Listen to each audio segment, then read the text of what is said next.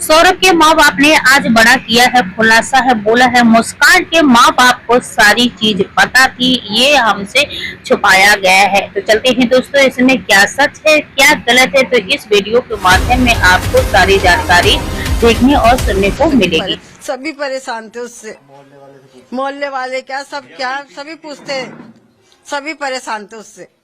हमारा क्या, हम तो थे अंदर, वो तो गली मोहल्ले में भी खड़ी हो के इतनी गंदी गंदी गाली देती थी कि पूछो मत। वो क्यों करते? तो हम क्यों क्या करते क्या नहीं करते, हमने कहा जरा शांति रहे, घर में बनी रहे। हमने ऊपर कमरा भी दे दिया रहने के लिए, सब कुछ कर दिया, और क्या करते उसके साथ। खाना हम बनाते, कपड़े हम धोते, सब काम हम करते उसका। जब भी उसको रहना नहीं आ रहा था, जब भी रहना नहीं आ रहा था, लड़ लड़ के मैं तो अलग रहूंगी। मैंने कहा भैया तू भी जा, इसे भी ले जा। क्या करते इस चीज को, हमने कहा भैया तू भी जाके शांति से रह, हम भी शांति से रहे।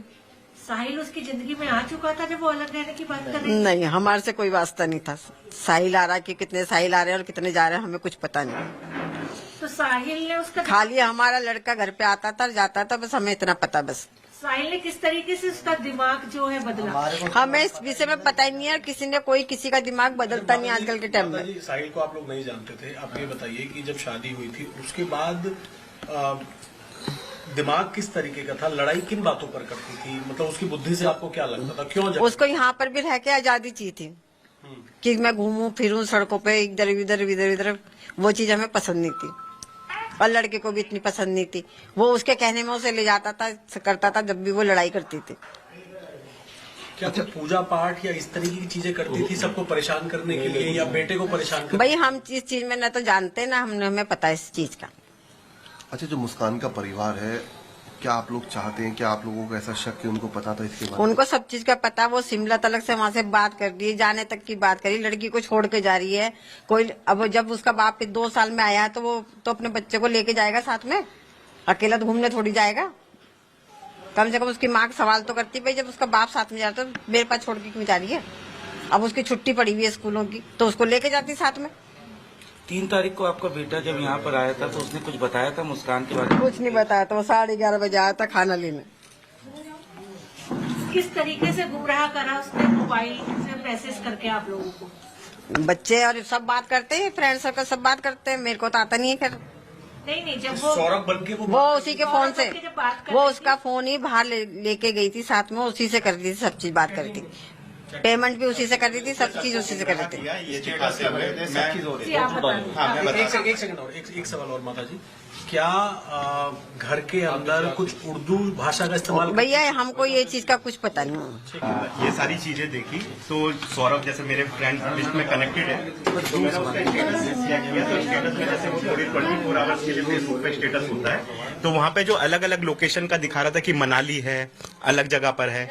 तभी मैं अभी होली का त्योहार था, होली के त्योहार पे मैं अपने घर आया था, तो मैंने सीधे स्वभाव आंटी से पूछा कि आंटी सौरभ कहाँ पर है, वापस आ गया कुल्लू मनाली वगैरह घूम के? तो कह रही कहाँ, अभी तो वो वहीं घूम रहा है। तो ये मैं आपको होली के दिन की बात बता रहा हूँ, जबकि ये इंसिडेंट उसके साथ 3-4 तारीख के आसपास हो चुका ऑलरेडी डेथ का। तो इसका मतलब वो उसका फोन ले जाकर उसको पूरी तरह से एक्सेस कर रही थी, लोगों को ये गुमराह कर रही थी कि ये जो है यहाँ पर ऐसा घूम रहा है हमारे साथ में, और सब लोगों को, पूरे जो भी उसके दोस्त यार जितने भी उसके साथ कनेक्टेड है सोशल मीडिया पे, सबको ये आभास रहा है कि सौरभ तो वहां घूमने गया है। हो सकता है उसके बाद ये कुछ नई प्लानिंग बता देते कि वो तो वहीं रह के मर गया या कुछ हो गया, गुमराह हो गया, फोन वहीं छोड़ आती। वो पता नहीं उनके घर वालों की क्या बाद में प्लानिंग बनी कि तुम वापस आ जाओ और अपने आप को सरेंडर कर दो, और उसके पीछे भी पता नहीं इनके क्या लॉजिक है सरेंडर करवाना स्पेसिफिकली। अगर माँ बाप को इतनी ही चिंता थी अपने दामाद की, तो अपनी लड़की को ऐसे सरेंडर कोई नहीं करवाता, चाहे वो उसने गलत भी किया हो। इतना आज के डेट में माँ बाप इतना समझदार कोई नहीं है कि अपने बच्चे को सीधे ले जाके पुलिस के हवाले कर देगा, है ना, नहीं करने का। ये सब जैसा भी हुआ है उसके पीछे अभी भी क्या उसके कारण और मंशा है, वो तो वही लोग बता सकते हैं।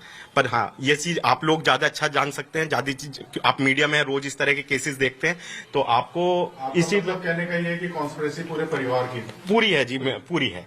मतलब ये किसी एक जने का काम नहीं है। बाकी अगर हम ये बोल दें कि पापा उसको लेके चले गए, उनकी भी अलग अलग स्टेटमेंट आती हैं कि कभी हम छोड़ आए, कभी लड़की की अभी जो ड्राइवर का एक इंटरव्यू मैं एक न्यूज चैनल पर सुन रहा था, जो ड्राइवर उनके साथ 13-14 दिन रहा है, उस ड्राइवर का कहना यह है कि उनकी मदर का कॉल आता था और वो लड़की गाड़ी में से उतर के 15-20 मिनट बाहर बात करती थी, साथ में वो लड़का भी बाहर उतरता था। तो क्या लड़की की मदर को नहीं पता था कि साथ में लड़का कोई दूसरा है? इसका मतलब लड़का भी उस चीज में पूरी तरह से कम्युनिकेशन है। तो 3-4 दिन बाद, 5 दिन बाद आप कोई भी एक उठा सकते हैं लेटेस्ट जो अभी इंटरव्यू रहा है, जो गाड़ी ड्राइवर लेकर गया है उसके हिसाब से, कि उसकी मदर का फोन आया है और मदर के फोन को सुनने के लिए, क्योंकि ड्राइवर को कुछ नहीं पता होता था, वो गाड़ी से उतरती थी और 20-20, 25-25 मिनट बात करके और तब अंदर आती थी।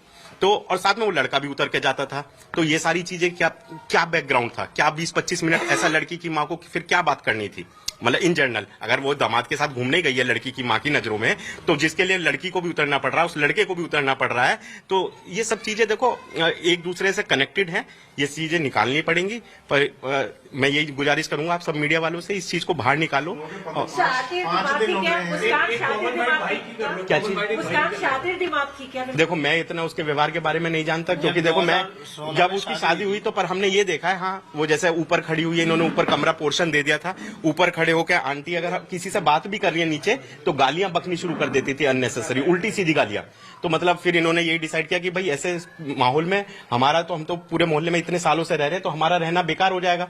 हमें तो यहाँ रहना, भैया तुम्हें अगर नहीं बन रही हमारे साथ तो तुम अपना कहीं अलग रह लो, फिर इस माहौल में तो हम नहीं रह सकते। आप भाई की तरह हैं जी के बिल्कुल। और आपने देखा कि साहिल ने और मुस्कान ने मर्डर करने के बाद उसके 3 हिस्से करके 2 हिस्से अपने घर ले गया। साहिल और मुस्कान भी साथ गई थी, तो क्या नजर आता है उसके पीछे? देखो उनकी क्या सोच है, टुकड़े करने, कितने टुकड़े करे, क्या लेके करे, जो किया वो तो बहुत गलत हुआ है। किसी के साथ ऐसी घटना आगे फ्यूचर में ना हो, मैं तो यही बोलूंगा। और अगर हुई है तो उसके खिलाफ उनको सजा मिले।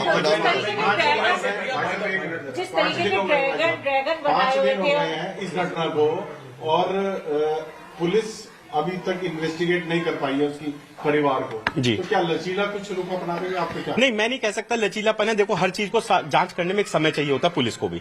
मैं ये नहीं कहता कि आज पुलिस को एक इन्फॉर्मेशन मिली और वो बैकग्राउंड में तुरंत आपको इन्फॉर्मेशन पुलिस दे देगी। पुलिस अपना कार्य कर रही है, पुलिस अपने कार्य के हिसाब से पुलिस आपको उसकी सूचना देगी।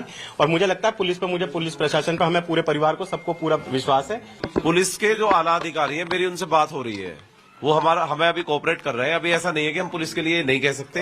हमारी सरकार और हमारी पुलिस हमारे साथ है, और ऊपर से उच्च अधिकारी जो हैं वो भी मुझसे रोज बात करते हैं, और उनका ये कहना है कि अनिल जी आपको अगर जरा सी भी कहीं हमारे नीचे वाले ऑफिसर की कमी लगे या किसी और अधिकारी की कमी लगे तो आप हमसे, मेरी माननीय कप्तान साहब से भी ये बात हुई है, और जितने हमारे जनप्रतिनिधि हैं भारतीय जनता पार्टी के, चाहे सांसद हो या विधायक हो, रोज मुझसे इस चीज का संज्ञान लेते हैं।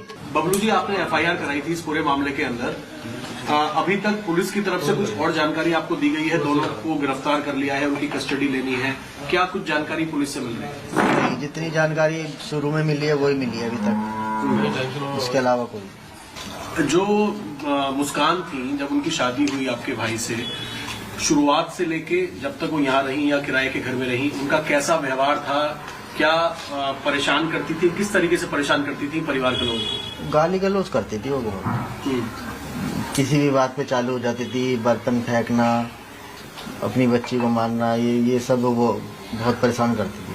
मतलब शुरू से उनका मानसिक संतुलन सही नहीं था। इस चीज को उसके माँ बाप बताएंगे। ये वो जानबूझ के करती थी कि परेशान हो, मतलब शुरुआत से लड़ाई झगड़ा करती थी। हाँ। जब लव मैरिज हुई थी तो कभी आपके भाई ने, सौरभ ने कभी या किसी ने कुछ ऐसी जानकारी दी कि जब उनकी लव मैरिज हुई तो अचानक से ऐसा क्या हुआ कि घर में इस तरह के झगड़े होने लग गए? क्या कोई पूजा पाठ या कोई मानसिक संतुलन था? नहीं, अचानक नहीं हुआ ये, कम से कम 3-4 महीने तो वो एकदम सही रही। उसके घर वाले भी आते थे तो वो हमारे को फोन करके बोलती थी कि पापा आ गए, जल्दी आ जाओ। उसके बाद जब से वो उनके घर जाने लगी है ना 3-4 महीने के बाद, उसके बाद से ही अपने माँ बाप के घर, जब से उसके जो है लड़ाई झगड़ा चालू हो गया। तो धार्मिक प्रवृत्ति की थी क्या वो? नहीं, पूजा पाठ नहीं करती थी? नहीं, पूजा क्या, एक मंदिर का एक मूर्ति नहीं रखी हुई उसके कमरे में उस टाइम जब यहाँ आई थी।